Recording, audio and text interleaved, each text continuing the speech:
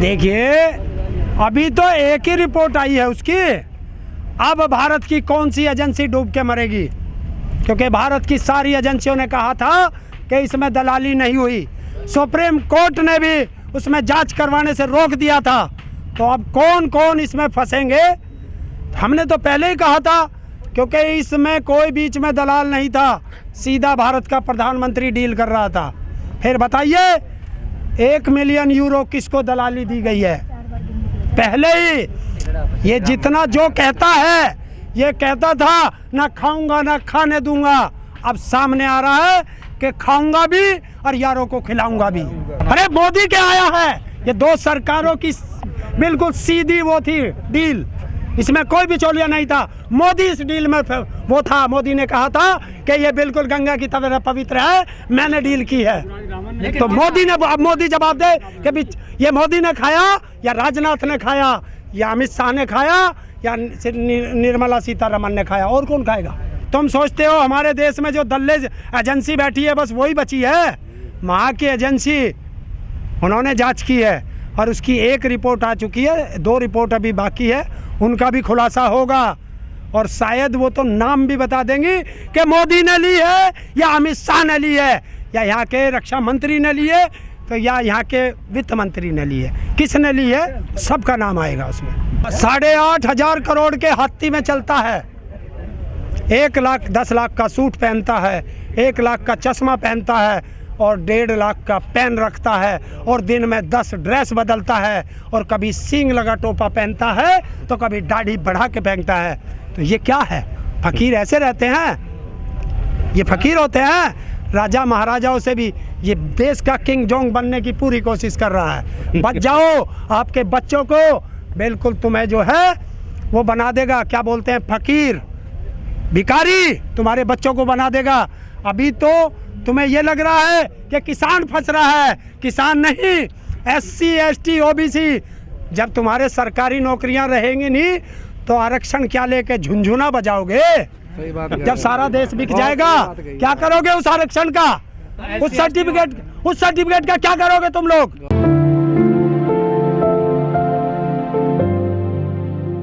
सारा दुर्भाग्य है भारत का कि भारत के जो न्यायपालिका थी, हर आदमी न्यायपालिका पे विश्वास करता था कि जब कहीं कोई न्याय नहीं मिलेगा कि आजा तुझे कोर्ट में भुगतूंगा। अब तो कोर्ट भी इनका गुलाम हो चुका है। ये साबित कर दिया गगोई जी ने 2 महीने के अंदर अंदर राज्यसभा पहुंच करके। उसमें साफ हो चुका है कि उसमें बीजेपी के नेता पकड़े गए हैं और बताएं कि वो जो प्रशांत किशोर बीजेपी का रणनीतिकार था 2014 के चुनाव का, तो उसे हर चीज़ की जानकारी थी इनकी। उसने 1 महीना पहले बता दिया था कि बीजेपी अगर बंगाल में 100 सीट से ऊपर जीतती है तो सेना के जवानों पर हमला होगा, उनकी हत्या करानी पड़ेगी इसे।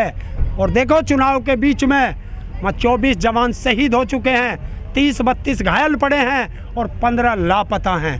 और ये तो ये बता रहे हैं शायद और ज़्यादा भी हो सकते हैं। और उसमें एक वीडियो आई है, यहाँ का अनपढ़ जाहिल गवार मंत्री हर रेप में उस पर मुकदमा हो, वो हवाई जहाज़ों में घूमता है, हेलीकॉप्टरों में घूमता है और हमारे सेना के जवान घायल हो गए, ट्रैक्टर ट्रॉलियों से उन्हें हॉस्पिटल पहुंचाया। अगर वे ना मरे तो मर जाएंगे, उसमें हलाल के उनका सारा खून निकल जाएगा। यह है इस देश का दुर्भाग्य। अरे नक्सली आतंकवाद खत्म कहाँ हो जाएगा? उसमें पकड़े ही बीजेपी के गए हैं। तो नक्सलियों ने नहीं किया यार? अरे नक्सलियों की मदद किसने की? बीजेपी ने। पकड़े गए हैं ना, भारत टाइम्स ने छापा है भाई ये तो बिल्कुल सच है, क्योंकि वो इनका रणनीतिकार था।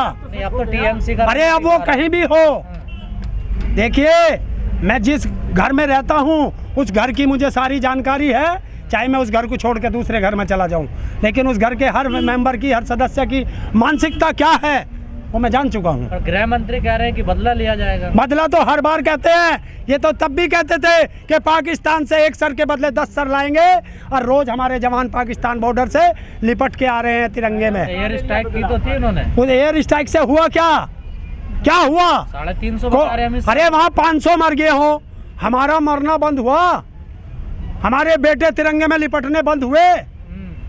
नोटबंदी से हुआ क्या?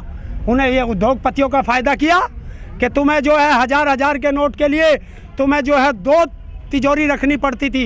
लो मैं 2000 का नोट चला देता हूँ, एक तिजोरी से ही काम चल जाएगा तुम्हारा। ये मजाक नहीं होती है, ये बीजेपी की IT सेल की सोची समझी साजिश थी कि जो भी इसके बारे में बोलेगा उसको, किसी को पप्पू कहो, किसी को आतंकवादी कहो, किसी को टुकड़े टुकड़े गैंग कहो, सबको दबा दो।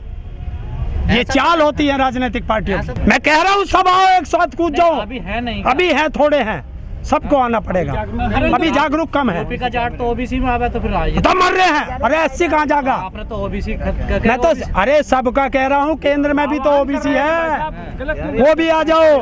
मैं तो सबके लिए कह रहा हूँ, मैं बिरादरीवाद पे नहीं जा रहा। क्यों आपने कहा भी अरे मैं सबके लिए कह रहा हूँ कि भाई जो तुम्हें, यूपी का जाट भी ओबीसी में आता तो वो, अरे उन्हें भी कह रहा हूँ, मैं तो सबको कह रहा हूँ, क्योंकि ये भी तो भटके पड़े थे। ये भी तो सब घर घर मोदी, हर मोदी, घर घर मोदी कह रहे थे। और जिसने अपने घर में मोदी बांट लिया उस घर का नाश पक्का है। बिल्कुल लिमिटेड लोग रहेंगे, लिमिटेड लोगों से तुम पे हंटर चलवाया जाएगा और किंग जोंग उसका उदाहरण बनेगा। ये देख लेना, तानाशाही होगी पक्का। जब तुम्हारे बच्चे पढ़ लिख नहीं सकते, IAS तुम्हारा नहीं बन सकता, 450 लोगों को बैकडोर से IAS बनाया जा रहा है। तो उसका विरोध थोड़ा ही कर रहे हैं आप। कौन? आप सबका करना पड़ेगा। तो उसकी शुरुआत तो 1 साल पहले हुई, तब तो नहीं आए आप। अरे यार, आज तो दिन लिखड़ा, जब से तुम्हारी आंख खुल जाए तब से सवेरा है, बच लो। मतलब सांप निकल गया, लकीर पलट हो जाए। अरे कहाँ लिकट गया? अभी तो 450 बनने, 30 ही तो बने। और तुम अब लड़ लो, किंग जोंग को हटा लो, उन्हें सबको जेल भेजा जाएगा जो 30 बन गए बैकडोर से। जब उनके पास डिग्री नहीं है कैसे बन गए? वही फर्जी, जैसी राजा की डिग्री ऐसी अपनी प्रजा की डिग्री फर्जी देगा ये। पहले कॉन्टेक्ट पे थे ना, तो कभी भी लिकाड़ दो, कभी भी बांट दो। अब तो वे जो IAS और बन के जाएंगे, उनके सिर पर सचिव बन के बैठेंगे। और वो जितने भी बना रहे हैं वो सारे RSS की सोच वाले बना रहे हैं। बहुत अच्छी बात है। देखिए वही तड़वे चाट मीडिया है। अरे सरकारी मीडिया नहीं है, ANI है, ANI है, सरकारी नहीं है, ध्यान रख। और सरकार बात करती है, सबकी बात करती है, तो ऐसी तड़वे क्यों चाट रही है? भाई ना अकल। वो तो बाइट लेने। देखिए गुलाम जो होगा ऐसे ही गाली खाएगा। हमने कहा था गुलाम क्यों बनते हो इनके? अगर तुम में हिम्मत है तो निष्पक्ष रहो, जेल भेजेंगे भेजने दो। ये तो पहले से आदत है इन लोगों की कि जो भी आगे बढ़ के बोलेगा उसे गाली देंगे, डंडे से डराएंगे, जेल से डराएंगे। तो दीपक चौरिया से क्या हो कि पूरी वीडियो जारी कर दे, ANI के पास होगी।